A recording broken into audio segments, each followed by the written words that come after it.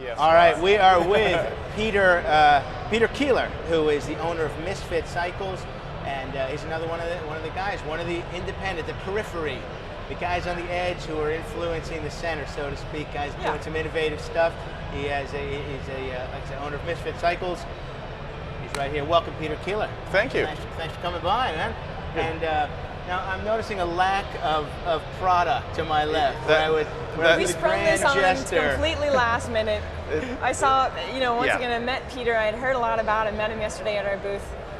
It's interesting, I did the 24 Hours at Landau mountain bike race the previous weekend. Show off. And saw Misfit Cycles all over the place, as it turns out. Yes, I'm here spending more money than I am actually making money. So. You said the funniest thing you said, we were talking, and you said getting a booth would actually bankrupt the company. It's a very buying beer some days could in fact bankrupt the company. So. I know exactly that thin line between the red and the black is. Yes. So tell us what your focus is in your company. My focus is single speed bikes. Mm-hmm. Okay, with and any given day the focus changes from conversion kits to handlebars to frames and complete bikes. So. But the core remains the same. The only products that I sell or design are products that I specifically use. And as my attention span dwindles, then my product designs change, and I move on to the next thing. And there was an interesting quote. There's actually a review in our October 1st issue of a Misfit Cycles Descent, and Colin, the reviewer, talked to Peter, and he said that the Descent was originally a 26-inch bike. He made it 26 and a 29. You rode both and decided you weren't going to ride the 26-inch anymore, and said, I couldn't. I rode the two side by side and couldn't make up my mind, and I got into some single track with some real miles on the bike, and I mean, I can't look somebody in the eye, sell them a bike that I personally will never ride. So that's great. It's hanging in the rafters right now, the one and only. So I wish there were some other companies out there that had the same philosophy. Where are you located exactly? I'm located in Bolton, which is about half an hour north of Toronto, Ontario. The Aboot gave it away right there. Yeah. The Aboot's so like New York City, huh? I'm traveling enough now. I'm watering down my accent. Oh, there you go. Yes. Yeah, I've been traveling a lot. This never goes away. This nasal twang. Oh my. How are the sales? Are they in stores now, or is it online? The dealer business is growing. That's by far the biggest component, biggest growth component for me. The dealer business allows me to spend more time doing what I enjoy, which is very little. It's riding a bike, breaking things, and then making new stuff. Nice. As much as I do love to work with the people I sell product or design product for, it's not possible to do that anymore. So I'm enjoying the dealer business side as they take a lot of it away from me. And but you're still getting feedback from their customers on the bike, saying, "Hey, this is what we like. This is what we don't like." Absolutely, that's getting incorporated. There's still a direct sale component to it, where I still support that. Your website is pretty extensive and looks pretty nice, actually. And the direct side of the direct sales side of that has been spun off, and that there is two separate websites now to try and put the focus on the dealers so that they can get support locally. Because at the end of the day, I can't spend the half an hour I used to walking somebody through a conversion, and I really want to make sure they get that support. Right. So. As always, your local bike shop is the best place to go for. That's right. That's those right. type of things. That's great. And so how did it start?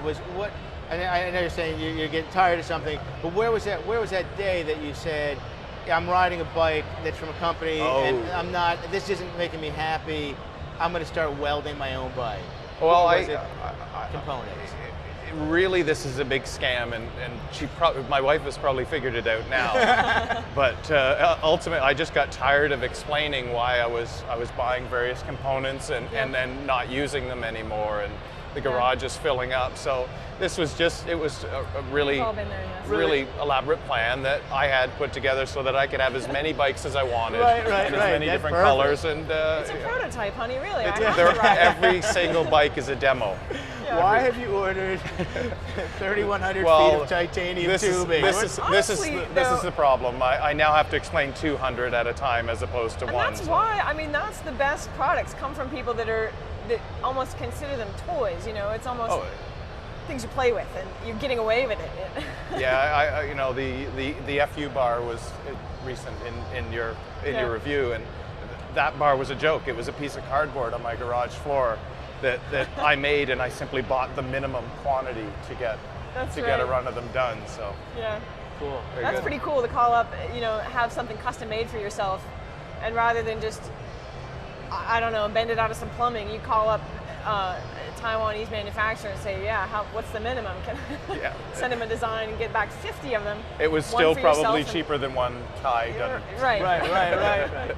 That's, I mean, you know, like I said, and I think that that there's, you know, we talk about this. We're talking. The whole thing was that here's these guys on the edges, and it influences stuff. I mean, I don't think you would see some of the big companies out here doing some of the bikes that they're doing now if it wasn't for guys like you and these other guys who've been on the show, forcing a change, going, hey, you know what?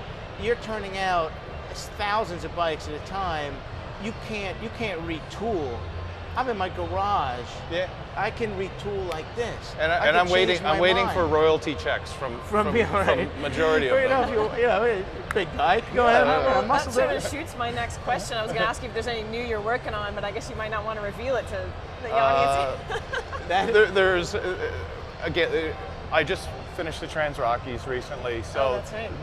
I'm going more towards longer rides as opposed to racing. Yeah. But next year, I think I may actually go back down into shorter races. So I think there'll probably be a frame more geared to racing, as well as possibly multiple speeds. So. What bike did you use for the Trans Rockies? I used my Descent frame. Right. There was 7 of them there, and all 7 finished the race. That's nice. How far is the Trans Rockies? That's almost like a step to the Great Divide, isn't it? It's 7 days, and I don't know what the exact kilometers were because they lied on a daily basis really? to get us to leave. So it's only a couple hundred meters and 50 kilometers. So it did drag out. You know what we had up here. You know, I have the attention span, by the way, of a moth. He was telling us earlier he drank way too much coffee and was experimenting on himself with all kinds of weirdo products. This has been my experiment here at Interbike.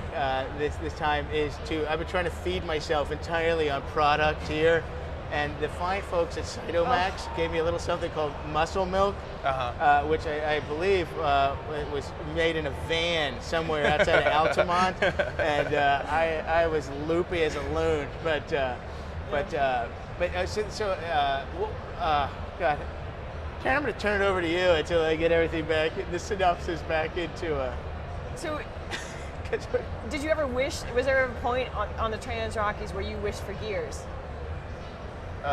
No. No. I would never admit to that anyway. Yeah, right. What kind of gearing did you run? I ran 32-21 every day except for the last.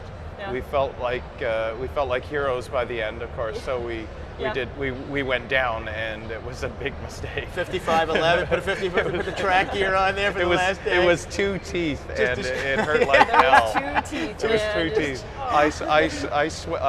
I held it together for 7 days, and as soon as I opened my first beer, I swelled up like a beached whale, and I was a mess for a couple of days after. Let's do a quick plug as we're wrapping up here. A quick plug for Misfit Cycles. So that'll be your website. MisfitCycles.com. Cycles being PSYCLES. Oh, there you go. Okay. Yeah. And every month or so in Dirt Rag, so real easy to find that way. Nice. How did you come up with the name, real quick? The Misfits, and there is a song. The band. Yes, Awesome. But there's another song. There's There's another song. There's a punk song called "Cycle Sluts," and this is how they spelled cycle. Oh, right. And I decided it worked. That's excellent. So it had nothing to do with Misfit Toys and the what was that movie? The with island right, of misfit toys. Yes, exactly. No. It was. I wanted to stick with as many cliches as possible: black and single speed and Nice, skulls. And nice. Next time I ride one, I'll put Where Eagles Dare on the iPod, and I'll be like, yeah. Very good. There you go. Very good. Guys, thank you very much. It's been a pleasure, man. I had a good time, and nice meeting you. Thanks for having me. Thank you, thanks Peter. for having me on. Glad we got to meet. Yeah, but thank you guys very much. Yes. Thank you guys for tuning in and checking this Thanks out. to Interbike for allowing us to do this. Yeah, TV thanks segment. Interbike, It's really and thanks Interbike worked for very well feeding done. me. And if somebody could please find the vaccine for what I've taken. Thank you.